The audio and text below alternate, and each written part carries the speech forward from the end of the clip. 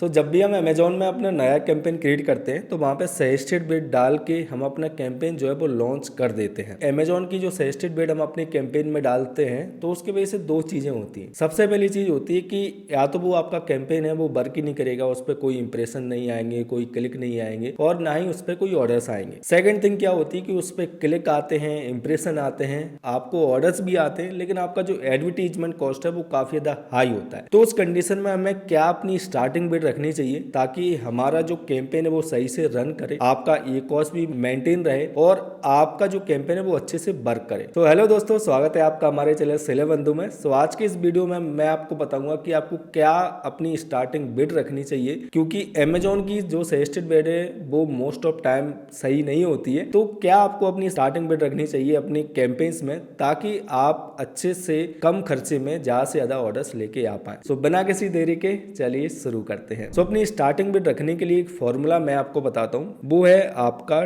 Targeted ए cost कितना है multiply by आपका प्रोडक्ट प्राइस मल्टीप्लाई बाय कितनी परसेंट ऑफ कन्वर्जन आपको आ रहा है या फिर आप चाहते हैं। तो ये जो फॉर्मूला है वो स्टार्टिंग बिड का फॉर्मूला है, जिसमें कि आप अपनी बिड सही फॉर्मूले के थ्रू सेट करके अच्छा कैंपेन रन कर सकते हैं। अब एक किस तरीके से इसको मैं समझा देता हूँ। स्टार्टिंग बिड अगर मुझे अपने किसी प्रोडक्ट की निकालनी है जिसका मेरा टारगेटेड ए कॉस्ट है कि मैं चाहता हूँ उस पर 30% जो है वो मुझे ए कॉस्ट आए, तो मैं उसमें डालता हूँ 30%। उसके बाद उसमें मैं मल्टीप्लाई करूंगा, मेरा प्रोडक्ट प्राइस जो है वो 499 है, उसमें मैं मल्टीप्लाई करूंगा कन्वर्जन रेट मेरा कितना चल रहा है। अगर मुझे 10 क्लिक आते हैं तो मुझे एक ऑर्डर आता है, मतलब कि 10% कन्वर्जन रेट है। अगर मुझे 20 क्लिक आ रहे हैं और मुझे एक ऑर्डर आ रहा है तो इसका मतलब है कि मेरा जो कन्वर्जन रेट है वो मेरा 5% है। तो मिनिमम जो रहता है वो आपका 5% तो होना ही चाहिए। अगर आपकी क्लोथिंग कैटेगरी है तो उसमें 2-3% होता है। कई सारी जैसे कि वुमेन किचन की जो कैटेगरी है उसमें आपका जो कन्वर्जन रेट है मिनिमम 5% तो होना ही चाहिए। तो उसमें मैं लगाता हूँ 5%। तो सबसे पहले मैं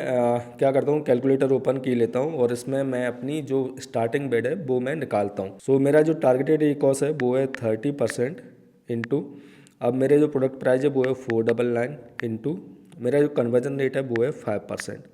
तो मेरी जो स्टार्टिंग बिड निकल के आती है वो निकल के आती है 7.435। तो ये मुझे स्टार्टिंग बिड रखनी चाहिए अपने प्रोडक्ट के लिए। और अमेजोन मुझे क्या बता रहा है, मुझे अमेजोन सजेस्ट कर रहा है 14 रुपीज़, किसी में 4 रुपीज़, किसी में 3 रुपीज़ और 4.97, मतलब सही बिड वो बता ही नहीं रहा है। तो ये जो बिड है वो आपको रखनी चाहिए और इसी फॉर्मूले के थ्रू आपको अपनी बिड को सेट करना चाहिए जब भी आप नया कैंपेन रन कर रहे हैं। ये जो बिड आपने सेट की है अगर इसमें आपको इंप्रेशन नहीं आ रहे हैं तो आपको पर डे या फिर हर 2 दिन में अपनी जो बिड है वो 10% से इंक्रीज करना है। या फिर अगर आपका ए कॉस्ट हाई जा रहा है तो आपको 10% से हर 2 दिन में अपनी जो बिड है वो उसको डिक्रीज करना है। तो आपका जो टारगेटेड ए कॉस्ट है 20%, 15%, उसमें आपको ऑर्डर्स आने स्टार्ट हो जाएंगे और आप प्रॉफिटेबल जो कैंपेन है वो अमेजोन पर चला पाएंगे और अच्छे खासे ऑर्डर्स प्रॉफिटेबली अमेजोन पर जनरेट कर पाएंगे। सो आज के इस वीडियो में इतना ही। अगर आपको वीडियो हेल्पफुल लगी तो इस वीडियो को लाइक जरूर कीजिएगा। कोई भी सवाल, कोई भी कंफ्यूजन होता है आप मुझे कमेंट कर सकते हैं। तो मिलते हैं अगली वीडियो में। Keep selling, stay awesome.